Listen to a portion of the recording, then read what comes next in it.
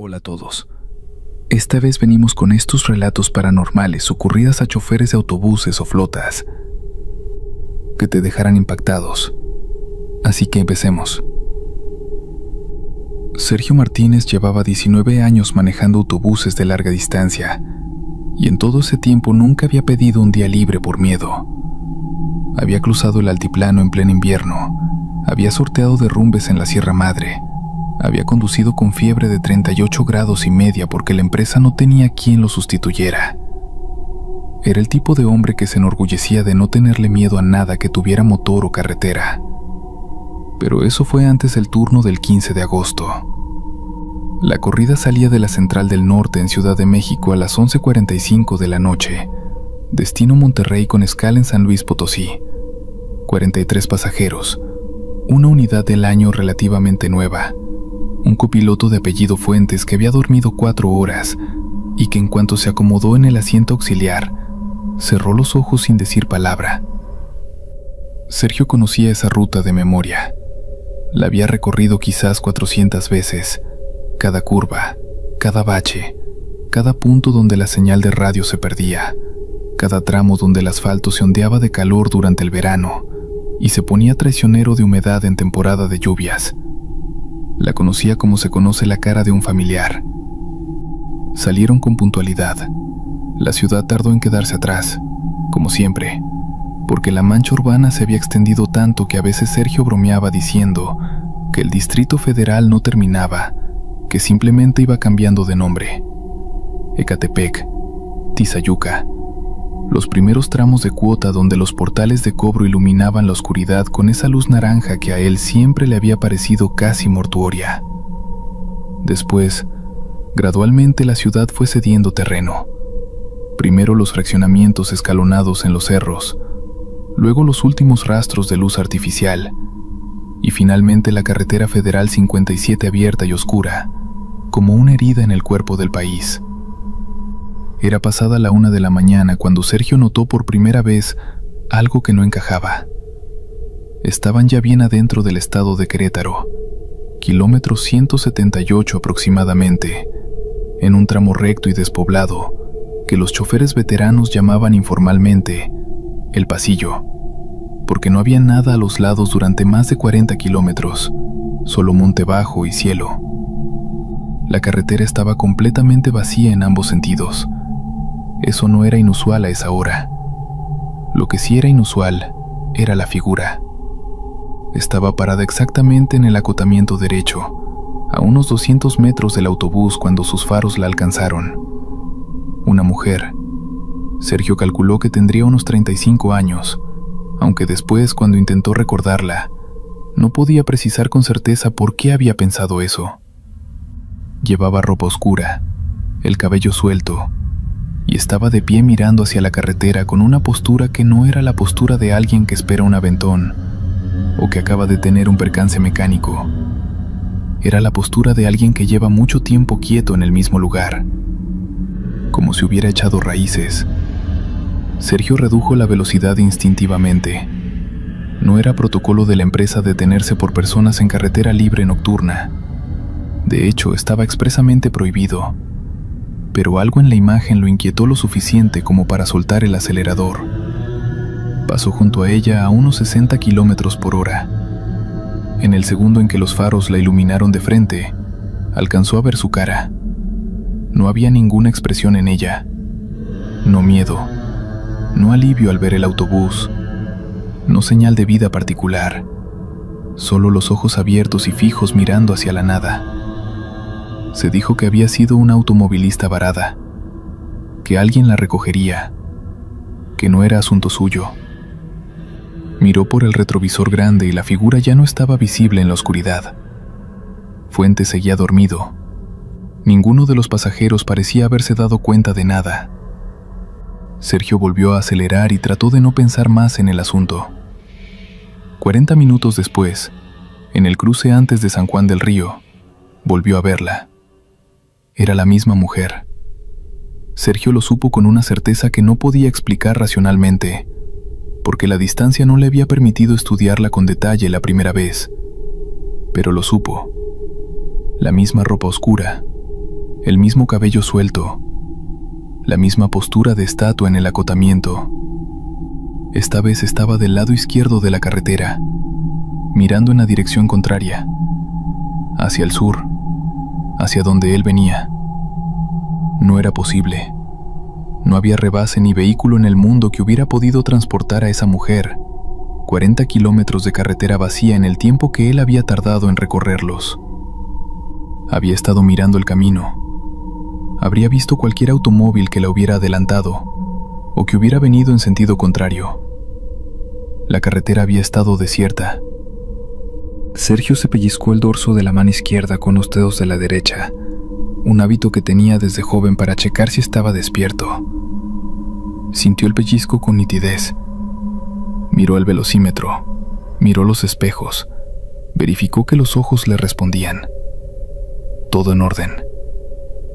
Volvió a mirar al frente y la figura ya había quedado atrás. Despertó a Fuentes.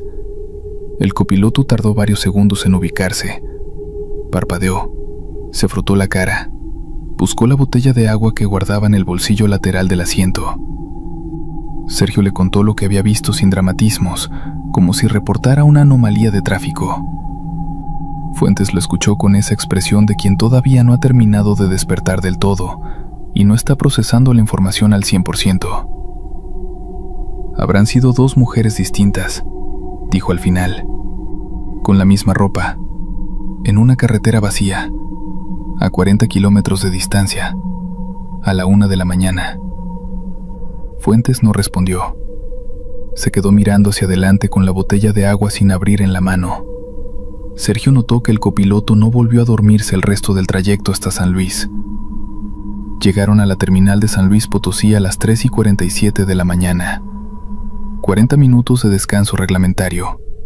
Sergio bajó, fue al baño, compró un café de máquina que sabía a cartón mojado, fumó un cigarro en la banqueta aunque llevaba 3 años supuestamente sin fumar. El cielo empezaba a tener ese tono azul oscuro que precede al amanecer, pero que todavía no es amanecer. Había otros 2 autobuses en la terminal y un puñado de empleados nocturnos. La normalidad absoluta de ese escenario lo tranquilizó un poco. Subió de vuelta a la unidad a las 4:32. Revisó los pasajeros, que eran menos ahora porque varios habían bajado en San Luis y no habían subido suficientes para compensar. Contó 28 personas entre los asientos. Arrancó. El tramo San Luis Potosí a Saltillo es distinto al tramo anterior. La carretera 57 se mete en territorio más accidentado, con elevaciones, curvas prolongadas, tramos donde las paredes de roca cortada flanquean el asfalto y crean una especie de cañón artificial que amplifica los sonidos. A Sergio siempre le había parecido el tramo más solitario de la ruta, más que el pasillo de Querétaro, porque en el pasillo al menos el cielo era abierto.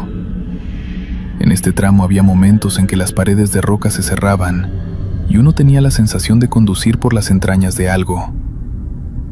A las 5:11, ya con el amanecer empezando a pintar el horizonte de un rojo sucio, el rayo del autobús comenzó a captar una frecuencia que Sergio no reconoció. No era música ni locución. Era un sonido blanco con algo debajo, como respiración, como el ruido que hace el viento cuando pasa por una grieta angosta. Sergio cambió de frecuencia. El sonido siguió. Cambió de nuevo. El sonido seguía ahí, debajo de cualquier señal que sintonizara, como si no viniera del radio sino de la cabina misma. Apagó el radio. El sonido continuó unos 4 segundos después de que la pantalla del aparato se oscureció. Luego cesó. Fuentes lo había escuchado también porque volvió a erguirse en el asiento y lo miró. Ninguno de los dos dijo nada. A veces en carretera los radios captan frecuencias de interferencia de torres de telefonía o de equipos industriales.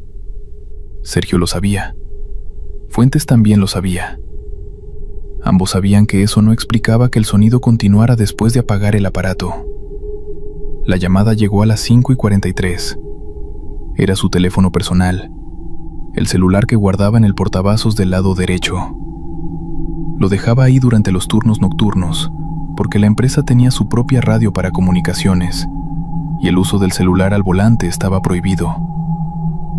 Miró la pantalla esperando ver el número de su esposa, de uno de sus hijos, de alguien que pudiera tener una emergencia a esa hora. La pantalla mostraba un número que no conocía, 11 dígitos que empezaban con un código de área que no supo identificar. Dejó que sonara. Sonó 16 veces. Lo contó. Luego paró. Luego volvió a sonar desde el principio. Fuentes extendió la mano y tomó el teléfono del portavasos. Lo miró. Lo sostuvo unos segundos. Luego lo devolvió sin contestar y sin decir nada, lo que a Sergio le pareció más perturbador que cualquier comentario que hubiera podido hacer, porque Fuentes era el tipo de persona que siempre tenía algo que decir. El teléfono dejó de sonar después del 18º intento. A las 6:04, Sergio vio el camión. Estaba parado en el acotamiento izquierdo con las luces de emergencia encendidas, a unos 3 kilómetros por delante, en un tramo donde la carretera hacía una curva larga y la visibilidad era buena. Era un camión de carga, de los que llevan contenedores, con los colores de una empresa que Sergio no reconoció, aunque sí reconoció el tipo de vehículo. Se preguntó si el conductor habría tenido una falla mecánica. Al acercarse, a unos 500 metros, notó que las luces de emergencia no parpadeaban con el ritmo normal. Parpadeaban más lento, como si la batería estuviera baja, o como si algo las estuviera haciendo funcionar a un ritmo diferente. 2 destellos, una pausa larga, 2 destellos, 2 destellos, una pausa larga, 2 destellos. Un patrón demasiado regular para ser una falla. Al pasar junto al camión, Sergio miró hacia la cabina del conductor. Estaba vacía, pero la puerta del lado del conductor estaba abierta, colgando hacia afuera, y en el suelo, a los pies de la cabina, había algo que Sergio tardó una fracción de segundo en identificar. Un par de botas de trabajo, solas, paradas como si alguien las hubiera dejado ahí con cuidado antes de quitárselas, sin nadie dentro. Siguió conduciendo. No reportó el camión por radio. Lo analizó después y no supo por qué no lo había hecho. Era procedimiento estándar avisar a las autoridades de vehículos varados en carretera. Simplemente no lo hizo. Algo en la imagen de las botas vacías paradas en el asfalto le había cerrado la garganta. Faltaban 70 kilómetros para Saltillo cuando el primer pasajero llegó hasta la cabina. Era un hombre de unos 50 años, con saco de vestir y sin corbata, que evidentemente había estado durmiendo porque tenía la marca del asiento impresa en la mejilla. Se identificó como médico, dijo su nombre, dijo que viajaba a Monterrey por asuntos de trabajo. Sergio lo miró por el retrovisor sin apartar los ojos de la carretera. «Hay una mujer en el autobús», dijo el hombre, «que no sé desde cuándo lleva así, pero no responde». Sergio sintió el frío en la base de la nuca antes de poder procesar conscientemente lo que acababa de escuchar. Le pidió a Fuentes que tomara el volante y fue hacia atrás con el hombre de saco. La mujer estaba en el asiento 26, lado derecha. Ropa oscura, cabello suelto. Sergio la vio desde el pasillo y necesitó un momento para que sus pulmones volvieran a funcionar. Era la misma mujer de la carretera. O era alguien que se le parecía tanto que la diferencia no importaba. Estaba sentada derecha, con las manos en el regazo, mirando hacia el respaldo del asiento de enfrente. Sus ojos estaban abiertos. El médico se arrodilló junto a ella en el pasillo, le tomó la muñeca, le puso 2 dedos en el cuello, le levantó un párpado con cuidado profesional. Luego miró a Sergio. «Está viva», dijo, «pero no reacciona. Puede ser un episodio disociativo, puede ser algo neurológico. Hay que llevarla a urgencias». Sergio volvió a la cabina. Le indicó a Fuentes lo que pasaba. Fuentes tomó el radio para comunicarlo a la empresa. La voz de la operadora nocturna llegó distorsionada, con esa interferencia de viento que habían escuchado antes en el radio del tablero, pero entendible. Dijeron que avisarían a las autoridades de Saltillo para que hubiera asistencia médica al llegar. Quedaban 53 kilómetros. Sergio los condujo en silencio, con las manos apretadas en el volante, sin apartar los ojos de la carretera. A sus espaldas, el médico se había quedado junto a la mujer. Algunos pasajeros se habían despertado con el movimiento y el murmullo, y miraban hacia atrás con esa curiosidad incómoda que tienen los mexicanos de madrugada cuando algo sale mal en un espacio compartido. A 20 kilómetros de Saltillo, el médico regresó a la cabina. ¿Usted vio dónde subió esta señora?, preguntó. Sergio tardó en responder.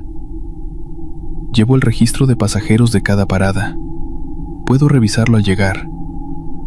Es que hay algo que no entiendo, dijo el médico, con la voz de alguien que está tratando de mantener la calma. Sus pies están completamente llenos de tierra. La suela de los zapatos, los tobillos, la parte de abajo del pantalón, como si hubiera caminado mucho en campo abierto. Pero no hay tierra en el asiento, ni en el piso, solo en ella. Sergio no respondió. Y sus manos están frías, continuó el médico. No frías como las de alguien que tiene la presión baja o que tiene frío. Frías como... no sé cómo explicarlo. Frías de una manera distinta. Llegaron a Saltillo con el amanecer completo ya encima.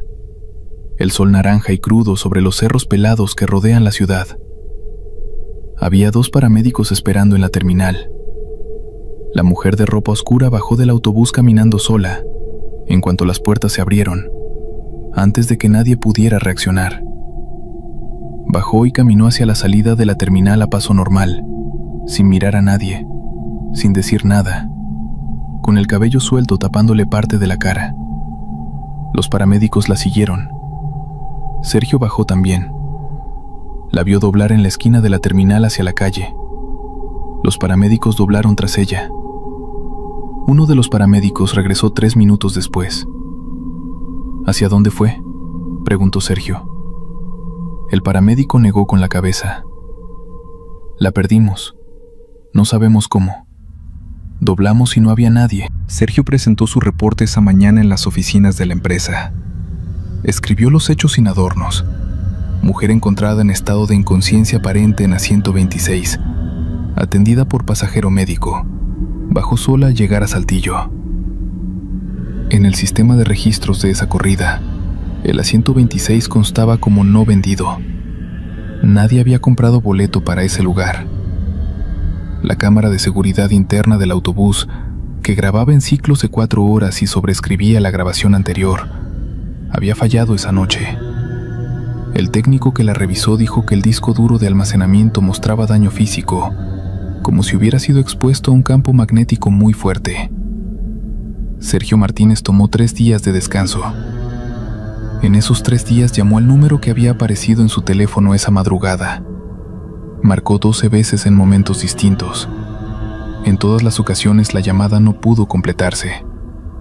El código de área, según un buscador de internet, no correspondía a ninguna región de México, ni de Estados Unidos, ni de ningún país de América Latina. Era una combinación de dígitos que simplemente no existía en ningún registro telefónico. Volvió a trabajar el 4.º día porque necesitaba el salario y porque la alternativa era quedarse en casa pensando. Nunca volvió a ver a la mujer en carretera. Nunca volvió a recibir llamadas de ese número. El radio del autobús nunca volvió a hacer ese sonido. Pero desde esa noche, cada vez que maneja el tramo del pasillo entre Querétaro y San Luis, a cualquier hora del día o de la noche, hay un momento exacto, siempre el mismo, en el kilómetro que calculó que corresponde aproximadamente al lugar donde la vio por primera vez, en que el autobús completo huele durante exactamente 2 o 3 segundos a tierra húmeda, y a algo más que no supo identificar hasta que su madre murió 2 años después y lo reconoció en el velorio. Huele a flores puestas sobre algo cerrado. Sergio Martínez lleva 19 años y 7 meses manejando autobuses de larga distancia. Nunca ha pedido un cambio de ruta. Nadie en la empresa sabe por qué cada vez que el sistema de asignación Le da el turno Ciudad de México a Monterrey. Él verifica 2 veces, antes de salir, que el asiento 26 esté físicamente ocupado por alguien con boleto. Y nadie le ha preguntado qué hace cuando llega a ese kilómetro del pasillo, y el autobús huele a lo que huele. Lo que hace es no mirar al retrovisor, solo eso. Mantiene los ojos al frente y no mira el retrovisor durante esos 2 o 3 segundos. Porque una vez, al inicio, cuando todavía no había aprendido, miró. Y en el asiento 26 vio el reflejo de algo que llevaba el cabello suelto y que lo estaba mirando de regreso. Continuamos. Alberto Suárez llevaba 16 años manejando rutas de larga distancia cuando ocurrió lo que ocurrió. 16 años de carretera, de noche sin dormir, de termos de café negro y canciones de radio que se pierden en la estática cuando uno se aleja demasiado de cualquier ciudad. Era un hombre acostumbrado al silencio de las madrugadas en el asfalto, al vacío extenso de los desiertos del norte, a la monotonía de los kilómetros que pasan uno tras otro bajo los faros, como una cuenta regresiva que nunca llega a cero. Había visto cosas en la carretera. Había visto accidentes, tormentas, venados que cruzaban de golpe y se llevaban el espejo retrovisor, hombres caminando solos a las 3 de la mañana en mitad de la nada sin que nunca supiera dónde iban ni de dónde venían. La carretera, decía Alberto, es otro mundo. Un mundo que existe solo de noche y que desaparece cuando sale el sol, como si la luz del día lo disolviera y lo volviera a armar cuando caía la oscuridad. La ruta que cubría esa noche era la que conocía mejor: México-Ciudad Juárez, la arteria larga y brutal que atraviesa el país de sur a norte, pasando por Querétaro, San Luis Potosí, Zacatecas, Chihuahua, subiéndose a la sierra y bajando al desierto, bordeando el filo del mundo hasta llegar a la frontera con los Estados Unidos. Eran poco más de 1800 kilómetros de ida. Alberto los había hecho tantas veces que cerraba los ojos y podía recorrerlos en la cabeza. Cada curva, cada pendiente, cada tramo de asfalto roto que hacía vibrar el chasis del autobús, cada punto donde la señal del radio desaparecía y el silencio se volvía completo. Salió de la terminal del norte de la Ciudad de México a las 9 de la noche de un jueves de marzo. Llevaba 42 pasajeros, familias, trabajadores, un grupo de estudiantes que iban hasta Chihuahua para una competencia universitaria. El autobús era un Mercedes último modelo, con aire acondicionado y pantallas individuales en los respaldos, de esos que hacen que los pasajeros se duerman rápido y no den problemas. Alberto conocía cada sonido de ese motor como un músico conoce su instrumento. Sabía cuándo estaba bien y cuándo algo andaba mal, solo por la vibración que le llegaba a través del volante. Las primeras horas fueron normales. Querétaro pasó dormido, San Luis Potosí también. Zacatecas los recibió con una lluvia fina que limpió el parabrisas y lo dejó brillando. Alberto tomó café en la parada de Fresnillo, estiró las piernas, fumó un cigarro apoyado contra la carrocería, mientras la mayoría de los pasajeros seguía dormida. Eran las 2 de la madrugada y el cielo estaba despejado, con esa cantidad obscena de estrellas que uno solo ve cuando se aleja lo suficiente de las luces de la ciudad. Alberto las miró un momento, como hacía siempre en esos descansos nocturnos, sintiendo esa mezcla de grandeza y pequeñez que da el cielo abierto. Volvió al autobús, cerró la puerta, encendió el motor, continuó hacia el norte. El tramo entre Zacatecas y Chihuahua es el más largo y el más solitario de toda la ruta. La carretera federal 45 atraviesa llanuras interminables, cerros pelones, desiertos que de día parecen luna y de noche parecen el fin del mundo. Hay tramos de 100 kilómetros sin una sola gasolinera, sin un solo restaurante de carretera, sin una sola luz humana en el horizonte. Solo el asfalto, los faros del autobús y la oscuridad de ambos lados tan densa que parece sólida, como si uno estuviera viajando por un túnel que no tiene paredes, pero que de todas maneras no te deja salir. Alberto conocía ese tramo. No le daba miedo, le daba respeto, que es algo diferente. Fue a las 3:47 de la madrugada, según el reloj digital del tablero, cuando vio la figura. Estaba en el carril derecho de la carretera, justo en el límite donde terminaba el alcance de los faros y empezaba la oscuridad pura. Al principio Alberto pensó que era un venado, o quizás un perro, algo que estaba parado en el acotamiento y que en cualquier momento cruzaría el carril de circulación.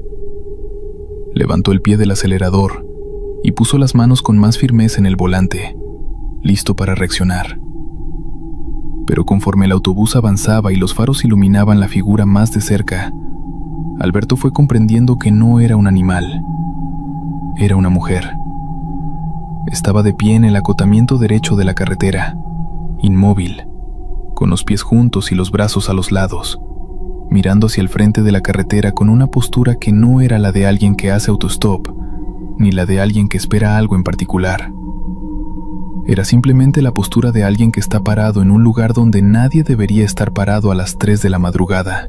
Llevaba ropa blanca, una especie de vestido largo, blanco, que llegaba hasta el suelo, y que el viento movía levemente, aunque Alberto no recordó después que hubiera viento esa noche. Y tenía el cabello negro, muy largo, cayéndole sobre la cara, cubriéndole completamente el rostro como una cortina oscura que no dejaba ver nada, ni la nariz, ni los ojos, ni la boca.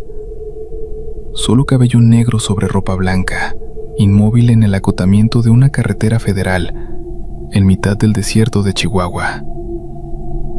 Alberto pasó junto a ella a 80 kilómetros por hora. En el segundo y medio que tardó en pasar, tuvo tiempo de verla con suficiente claridad como para que la imagen quedara grabada. Suficiente claridad como para que después, cuando intentara explicarle a alguien lo que había visto, no pudiera atribuirlo al cansancio ni a la fantasía del sueño. La había visto. Real. Concreta, a menos de 2 metros del costado del autobús. Siguió manejando durante 30 segundos más. Luego miró el retrovisor. La figura seguía ahí, visible en la distancia que los faros traseros iluminaban, de pie en el acotamiento, en la misma postura exacta. Y entonces Alberto notó algo que le apretó el pecho con una fuerza que no había sentido en 16 años de carretera. La figura estaba girada. Ya no miraba hacia el frente de la carretera.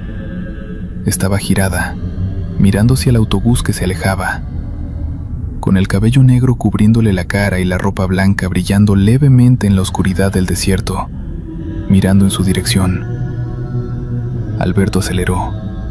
Se dijo a sí mismo lo que cualquier hombre razonable se dice en esos momentos, que era una persona con problemas, alguna mujer que había tenido un accidente, o que su coche había quedado varado, que debería haber parado, que mañana llamaría al número de emergencias para reportar la ubicación.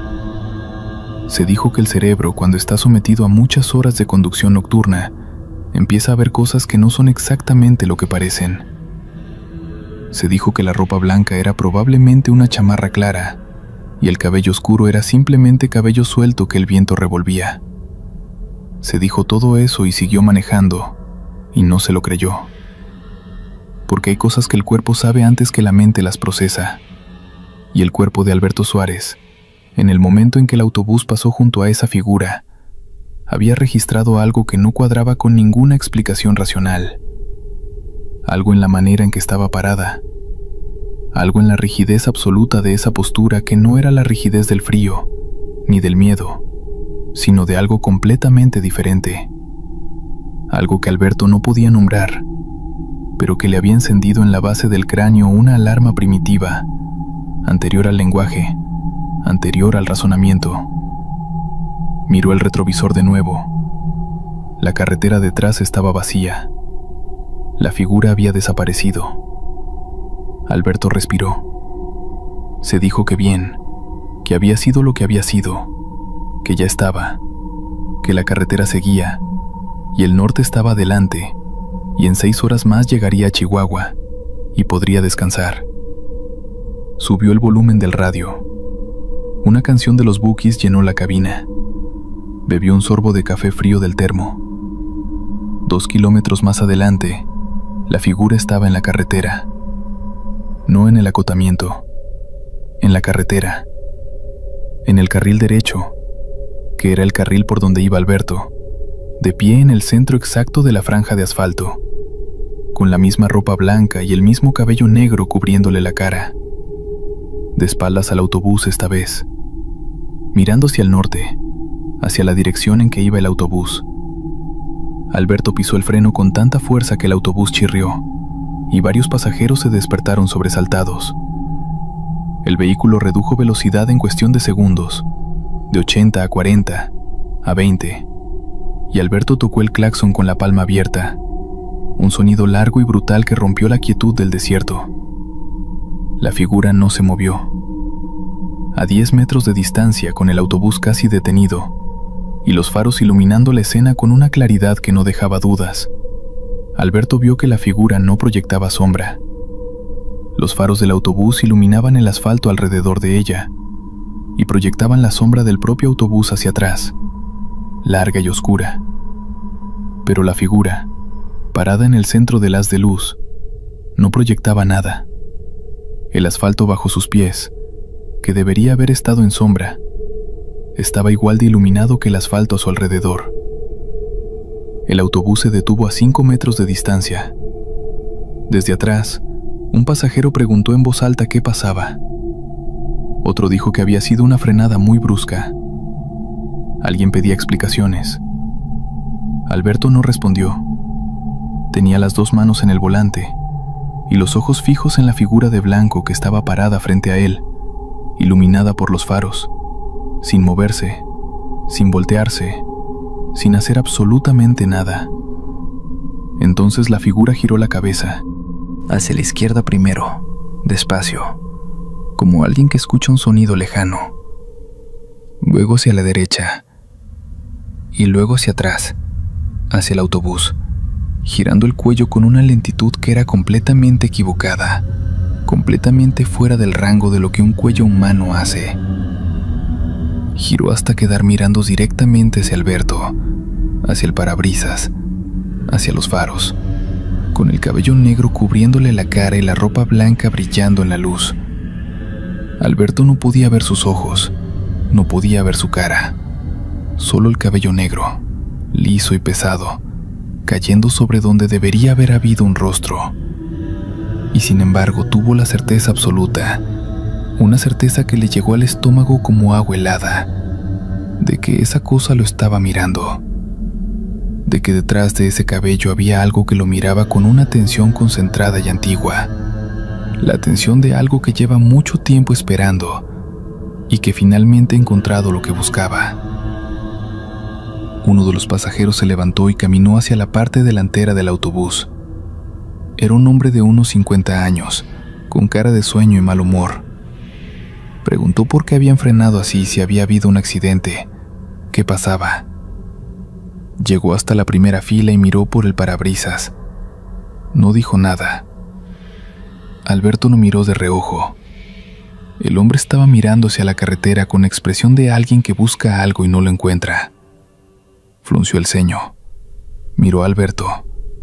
Preguntó: ¿qué estamos mirando?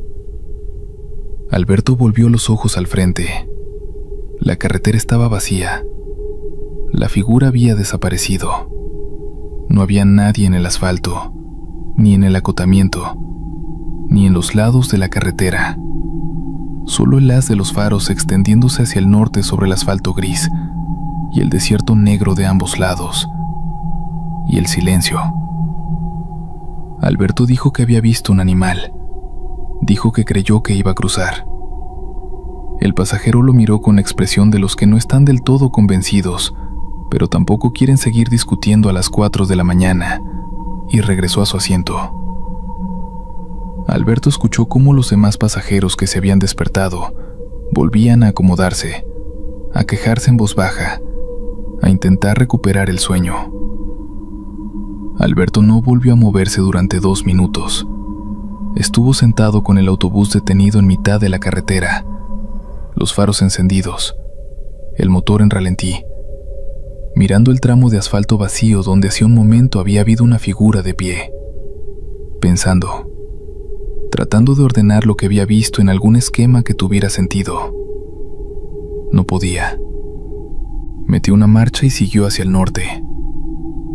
Lo que vino después fue peor, porque fue más íntimo. Durante los siguientes 40 kilómetros, Alberto manejó sin ver nada fuera del ordinario.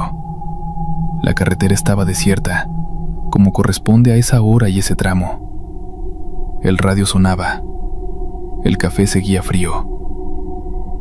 Comenzó a convencerse, despacio, con el tipo de convicción que uno construye ladrillo a ladrillo porque la necesita para seguir funcionando, de que lo que había visto tenía una explicación, que era el cansancio, que era el filo de los faros jugando con la oscuridad del desierto, que era cualquier cosa excepto lo que parecía.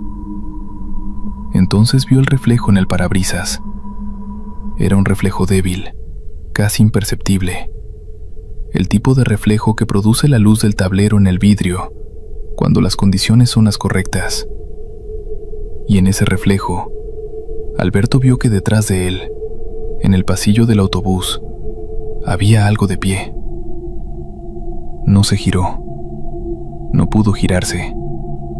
Las manos se le pegaron al volante con una fuerza que no era completamente voluntaria, y los ojos se le pegaron al camino con esa misma fuerza. Y lo que hizo fue mirar el reflejo en el parabrisas, con la parte de su visión que no estaba mirando la carretera. La figura estaba en el pasillo central del autobús, entre las filas de asientos donde dormían sus pasajeros. Misma ropa blanca, mismo cabello negro, la misma postura inmóvil y equivocada. Estaba de frente a él esta vez, mirando hacia la cabina del conductor. Y aunque el reflejo era impreciso y distorsionado, Alberto pudo ver que el cabello se movía levemente, no como si hubiera viento, sino como si estuviera bajo el agua, flotando con una lentitud que no correspondía a ninguna física que Alberto conociera. Ninguno de los pasajeros se movía. Ninguno parecía consciente de lo que estaba parado en el pasillo entre sus asientos. Alberto Suárez hizo lo único que podía hacer. Siguió manejando.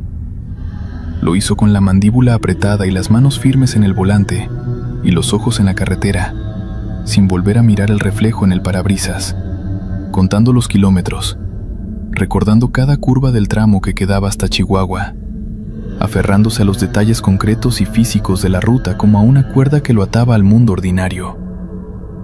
No volvió a mirar el reflejo durante 20 kilómetros. Cuando por fin lo hizo, el pasillo estaba vacío. Llegó a Chihuahua con 40 minutos de retraso a causa de la frenada. Estacionó el autobús en la terminal, abrió las puertas, dejó bajar a los pasajeros. Los contó. 42. Los mismos con los que había salido. Caminó por el pasillo revisando que nadie hubiera olvidado nada como hacía siempre. El pasillo estaba vacío. Los asientos estaban vacíos. No había nada fuera del ordinario, salvo el olor.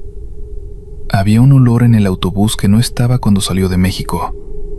Un olor difícil de describir, a tierra mojada, a algo floral pero pasado, como flores que llevan demasiado tiempo en el agua. Un olor frío, que no pertenecía al ambiente seco del desierto. Un olor que Alberto, criado en el norte, en pueblos donde las mujeres mayores todavía cuentan las historias antiguas, reconoció sin querer reconocerlo.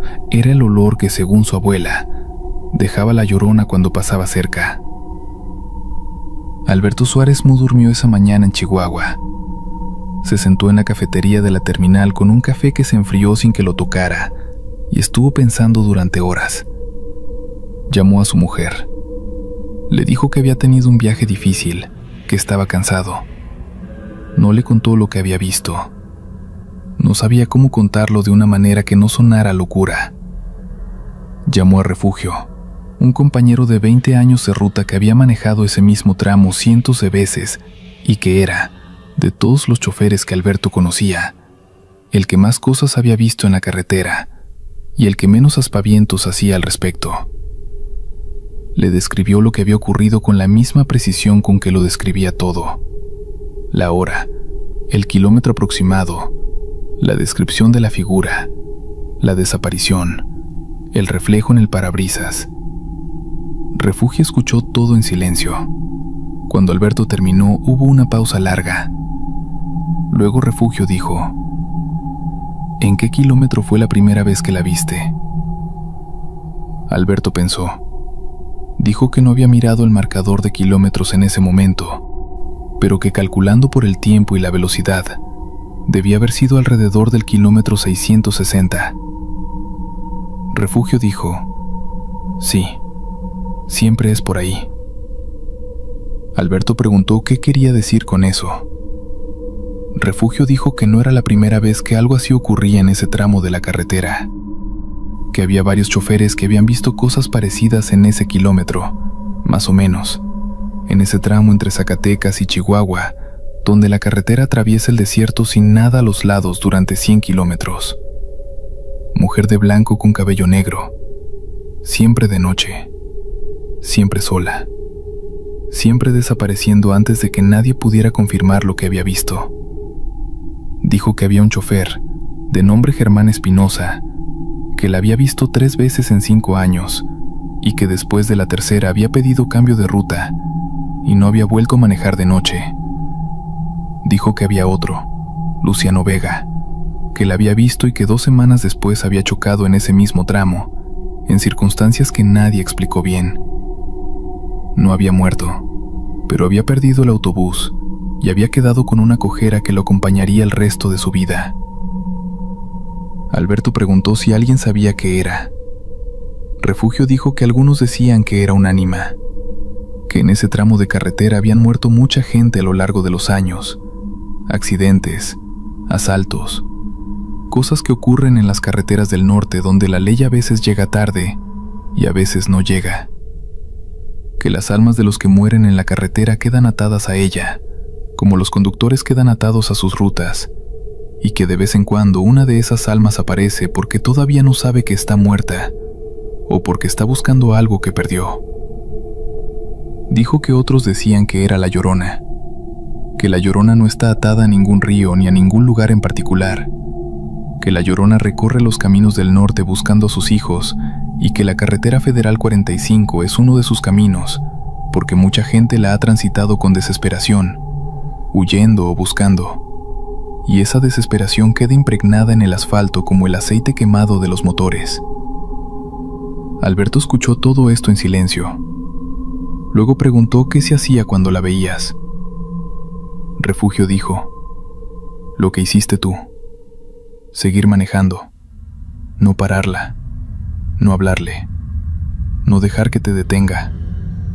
Los que se han detenido de verdad, los que han abierto la puerta, los que han intentado ayudarla, esos son los que terminan mal. Hubo una pausa. Luego Refugio agregó, con una voz que por primera vez en esa conversación tenía algo que no era la calma habitual de los hombres que han visto demasiado: y por el amor de Dios, Alberto, si la vuelves a ver dentro del autobús, no te voltees. No importa lo que escuches, no importa lo que sientas, no te voltees.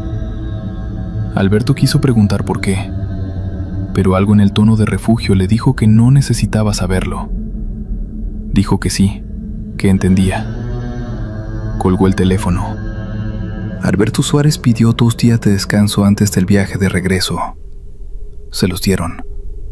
Pasó esos 2 días en una pensión cerca de la terminal, durmiendo mal, comiendo poco, pensando en la figura de blanco en la carretera, y en el reflejo en el parabrisas, y en el olor a flores pasadas que había quedado en el autobús, pensando en los 42 pasajeros que habían dormido sin saber lo que estaba de pie en el pasillo entre sus asientos, pensando en lo diferente que habría sido todo si hubiera parado completamente la primera vez, si hubiera abierto la puerta.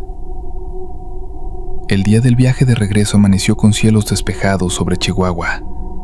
Alberto revisó el autobús antes de abordar a los pasajeros como siempre: motor, frenos, luces, neumáticos.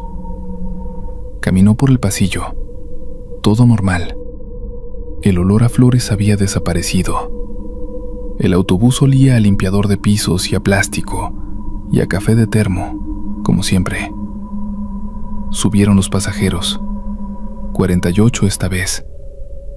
Alberto los contó 2 veces. Salió de la terminal a las 9 de la noche.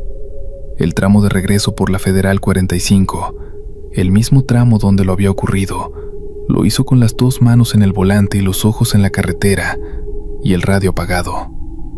En silencio, contando los kilómetros. A las 3:30 de la madrugada, cuando el marcador de kilómetros indicaba que estaba entrando al tramo donde la primera vez había visto la figura, Alberto Suárez apretó el volante, fijó los ojos en el asfalto iluminado por los faros, y no desvió la mirada ni 1 milímetro durante los siguientes 20 kilómetros. No vio nada, o eso era lo que iba a decir si alguien le preguntaba, porque lo que sí hizo, una sola vez, fue mirar el retrovisor interior que le mostraba el pasillo del autobús. Lo hizo durante 1 segundo, no más. Y en ese segundo vio que al fondo del autobús, en la última fila, había una forma blanca que no estaba ahí cuando subieron los pasajeros en Chihuahua. Volvió los ojos a la carretera. No volvió a mirar el retrovisor. Llegó a la Ciudad de México con 20 minutos de adelanto. Bajaron los pasajeros. Alberto los contó. 48. Los mismos con los que había salido de Chihuahua. Caminó por el pasillo. La última fila estaba vacía. Alberto Suárez manejó esa ruta 4 meses más antes de pedir cambio. No lo pidió por miedo, o al menos eso se dijo a sí mismo. Lo pidió porque la carretera Federal 45 en ese tramo entre Zacatecas y Chihuahua había dejado de ser solo una ruta. Se había convertido en otra cosa, en un lugar donde el mundo que Alberto conocía y el otro mundo, el que existe solo de noche y que la mayoría de la gente no ve porque no va por ahí a las 4 de la madrugada, se tocaban de una manera que él no podía seguir ignorando. En los 4 meses que siguieron a la primera vez, Alberto la vio 2 veces más, siempre en el mismo tramo, siempre entre la 1 y las 4 de la madrugada, siempre con la ropa blanca y el cabello negro tapándole la cara. Una vez en el acotamiento, inmóvil, de espaldas a él. Una vez parada en mitad de la carretera, de frente al autobús, sin proyectar sombra. Nunca volvió a aparecer dentro del autobús. O si lo hizo, Alberto no lo supo porque se negó a mirar el retrovisor interior durante esos 4 meses. Siguió el consejo de Refugio: no pararla, no hablarle, no girar la cabeza si la sentía cerca. Siguió manejando. Siempre llegó a su destino. El día que entregó las llaves del autobús de esa ruta, el despachador de la empresa le preguntó si había algún problema con el vehículo, si tenía algún reporte mecánico que hacer. Alberto dijo que no. El autobús estaba en perfecto estado. Luego el despachador le preguntó, de pasada, si había tenido alguna incidencia en ruta, si había algo que reportar. Alberto pensó durante un momento. Pensó en la figura de blanco en el kilómetro 660. Pensó en el reflejo en el parabrisas. Pensó en el olor a flores pasadas. Pensó en la última fila vacía cuando llegaron a México. Dijo que no, que todo había sido normal. Salió de la oficina de la empresa, encendió un cigarro en el estacionamiento y miró hacia el norte, hacia donde la ciudad se acababa y empezaba la carretera, hacia donde el asfalto se perdía en la distancia y la oscuridad lo cubría todo. Fumó el cigarro hasta el filtro. Luego lo aplastó con la bota y se fue a su casa. Proseguimos. Cornelio Bautista tenía 53 años y 2 cosas en las que creía con la misma firmeza: en la Virgen de Juquila y en su propio juicio. 23 años manejando rutas nocturnas le habían dado la clase de certeza silenciosa que tienen los hombres que han pasado demasiado tiempo solos en la oscuridad y han aprendido a distinguir lo que es real de lo que el cansancio inventa. Nunca había visto nada que no pudiera explicar. Nunca había sentido en la carretera algo que no fuera asfalto, motor y kilómetros. Eso fue antes del miércoles 14 de septiembre. La ruta Ciudad de México a Oaxaca la conocía de memoria. 153 kilómetros hasta Puebla, luego la caseta de Acatzingo, luego el descenso hacia Tehuacán, luego la sierra, luego el valle. 6 horas en condiciones normales, 7 si la sierra estaba con niebla, que en septiembre era lo habitual. Había hecho ese recorrido tantas veces que sus manos hacían los movimientos solas. El cambio de marcha antes de la curva de Calpan, el freno suave en el tope de San Martín Texmelucan, el giro preciso en la desviación que los GPS de los turistas siempre se perdían. Salió de Tapo a las 11 de la noche con 31 pasajeros. Noche entre semana, poco movimiento. La mayoría eran oaxaqueños que regresaban a sus pueblos, trabajadores con maletas medianas y caras de semana larga. Cornelio los conocía de vista a varios.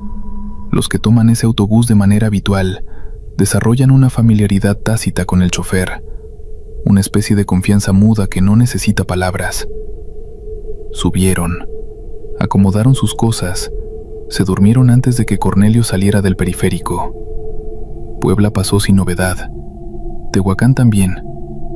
El frío empezó a sentirse pasando Teotitlán del camino, cuando la carretera 135 comienza a subir hacia la sierra y los árboles se juntan sobre el asfalto y el cielo desaparece. A Cornelio le gustaba ese tramo. Le parecía honesto. La sierra no fingía ser otra cosa que lo que era, un lugar antiguo e indiferente a los hombres y sus carreteras. Eran las 2:20 de la madrugada cuando el autobús empezó a comportarse raro. No era un problema mecánico. Cornelio había aprendido a escuchar los problemas mecánicos antes de que se volvieran problemas reales, y esto era diferente. No era el motor, ni los frenos, ni el sistema eléctrico.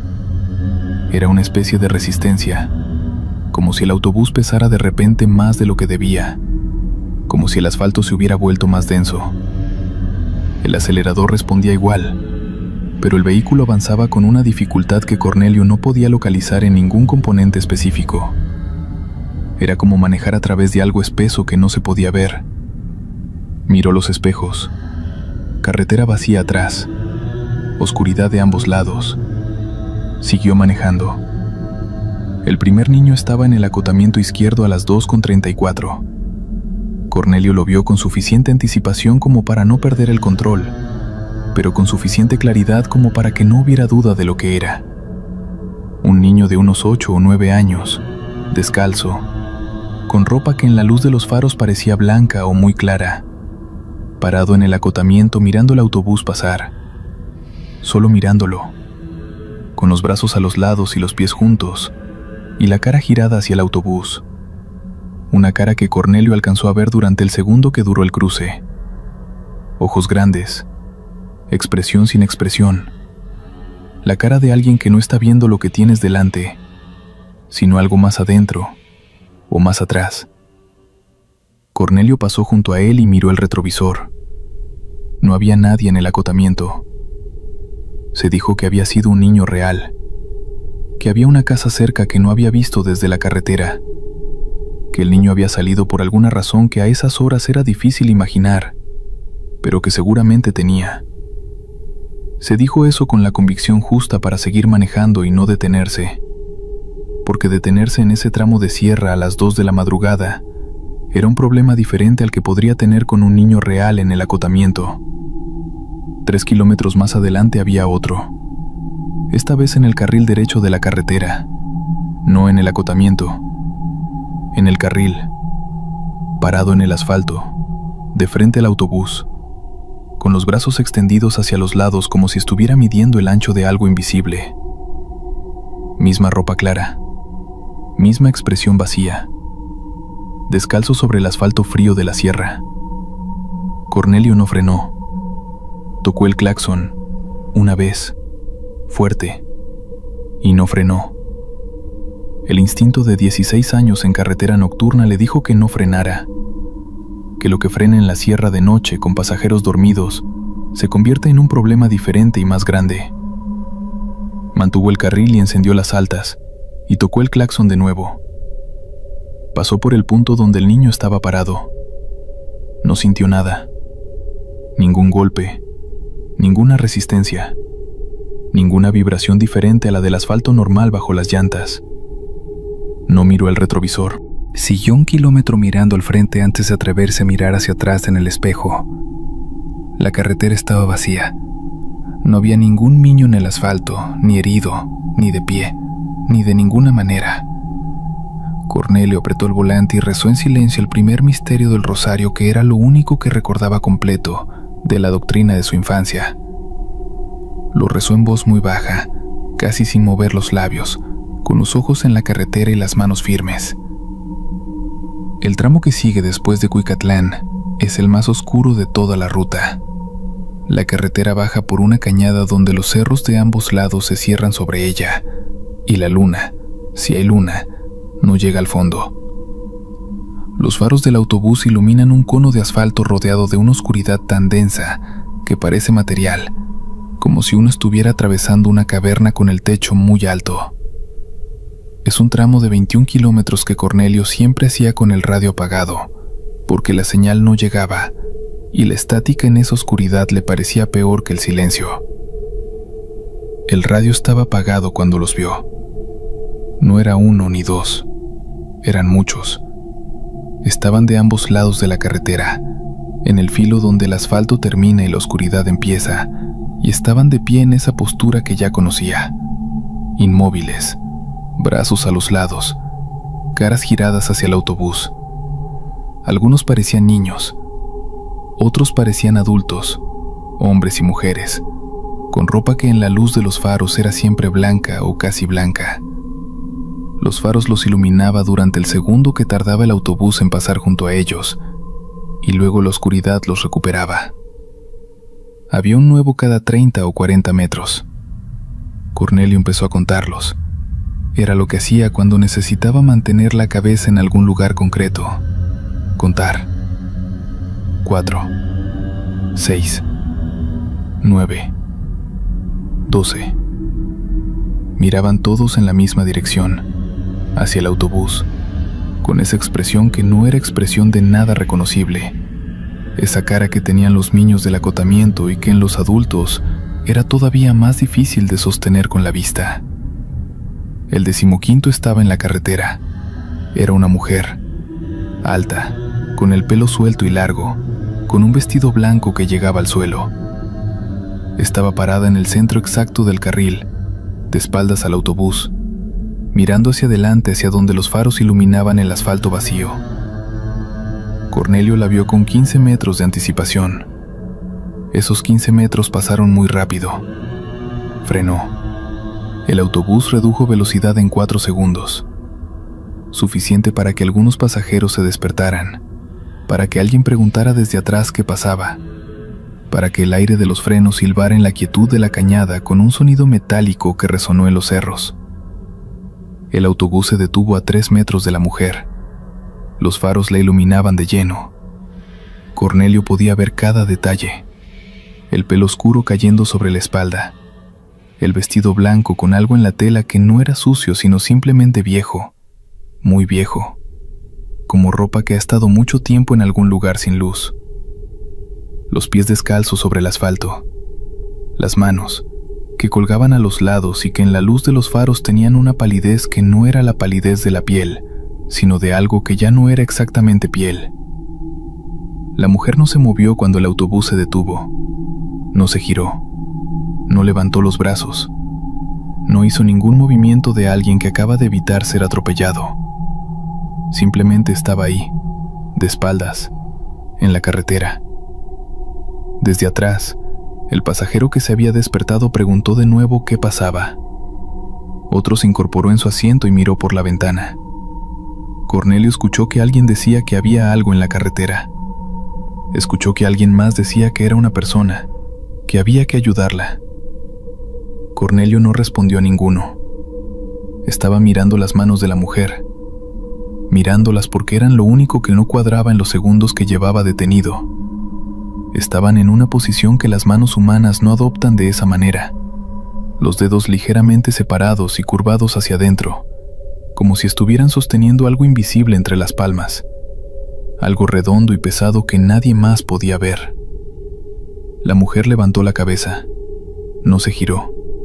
Solo levantó la cabeza, como alguien que acaba de escuchar su nombre desde muy lejos. El pelo oscuro se deslizó hacia atrás por sus hombros, y Cornelio pudo ver el perfil de su cara, apenas, el contorno de la mejilla y la mandíbula, y la nariz. Y lo que vio le bastó para soltar el freno y pisar el acelerador. No podría explicar después con precisión qué había visto en ese perfil, solo que no era una cara que perteneciera al mundo donde Cornelio vivía, y manejaba, y rezaba, y pagaba la renta. Era una cara de otro lado, de algún lado donde el tiempo funciona diferente, y las cosas que deberían haberse detenido no se han detenido, y las cosas que deberían haberse ido no se han ido. El autobús aceleró. Cornelio no sintió ningún impacto. El autobús pasó por el punto donde la mujer estaba parada sin ninguna resistencia, sin ningún sonido, sin ninguna vibración diferente al asfalto normal, como si no hubiera habido nadie ahí, o como si hubiera habido algo que los neumáticos de 32 toneladas de autobús no podían tocar porque no estaba hecho del mismo material que los neumáticos y el asfalto y el mundo físico donde esas cosas existían. Desde atrás alguien dijo en voz alta que habían pasado encima de alguien, que había que parar, que estaban locos. Cornelio no paró. Dijo, con una voz que salió más calmada de lo que esperaba. No había nadie. Era un animal en la carretera. Ya pasó. El pasajero que había hablado insistió. Dijo que había visto una mujer. Cornelio dijo que eran las 3 de la madrugada y que la sierra hacía cosas raras con la vista a esa hora. Hubo un silencio. Luego el sonido de alguien que vuelve a acomodarse en el asiento. Luego otro silencio, más largo. Cornelio manejó los siguientes 20 kilómetros sin ver nada más fuera del ordinario. Las figuras en el acotamiento habían desaparecido. La carretera estaba vacía. La cañada fue abriéndose poco a poco y el cielo volvió a aparecer sobre el asfalto, y la presión que Cornelio había sentido en el pecho durante la última hora fue cediendo de la misma manera gradual en que cede una tormenta. Llegó a Oaxaca a las 5:40. La terminal estaba iluminada y había gente y olía a café y a tamales de un puesto que abría temprano para los que llegaban en los autobuses de madrugada. Cornelio estacionó, abrió las puertas, dejó bajar a los pasajeros. Caminó por el pasillo cuando todos bajaron. 31 pasajeros, los mismos con los que había salido. Se sentó en el primer asiento, el de junto a la puerta, y estuvo ahí un rato sin hacer nada. Afuera la terminal seguía con su movimiento de madrugada temprana. Los maleteros, los taxistas, las familias que esperaban. Un mundo normal y ruidoso y lleno de gente viva. Le marcó a un compañero que vivía en Oaxaca, un hombre llamado Ausencio que también hacía rutas nocturnas y que tenía fama en la empresa de saber cosas que los demás preferían no saber. Ausencio contestó al tercer timbre con voz de dormido. Cornelio le describió lo que había visto: los niños en el acotamiento, la mujer en la carretera, el tramo de la cañada. Ausencio no dijo nada durante un momento. Luego preguntó: ¿en qué tramo exactamente? Cornelio le dio referencia de kilómetro aproximado. Ausencio dijo: sí, ahí murió mucha gente en el derrumbe del 97. ¿No te acuerdas? Un autobús de pasajeros y 3 coches, como 40 personas. La carretera estuvo cerrada 2 semanas. Cornelio lo recordó vagamente. Había sido antes de que empezara a hacer esa ruta. Ausencio dijo: dicen que los que mueren en accidentes de carretera a veces no se van, que se quedan en el tramo donde pasó, que no saben que ya no están y siguen esperando que alguien los lleve, que por eso uno no debe parar cuando los ve, porque si para y abre la puerta suben, y el que sube ya no sabe bajarse. Cornelio miró hacia el pasillo del autobús vacío. pensó en los 31 pasajeros que había contado al llegar. Los mismos con los que había salido. Los mismos. Le dijo a Ausencio que bueno, que gracias, que lo dejara dormir. Curvó el teléfono. Salió del autobús. Cerró la puerta. Entregó las llaves en la ventanilla de operaciones y caminó hacia el puesto de tamales y pidió uno de rajas y un café negro, y se sentó en una de las mesitas de plástico bajo la luz fluorescente de la terminal. No tenía prisa. El autobús de regreso no salía hasta las 8. Bueno, estas fueron las historias. Gracias por escuchar. Like y suscríbete si te gustaron. Nos vemos. Hasta la próxima.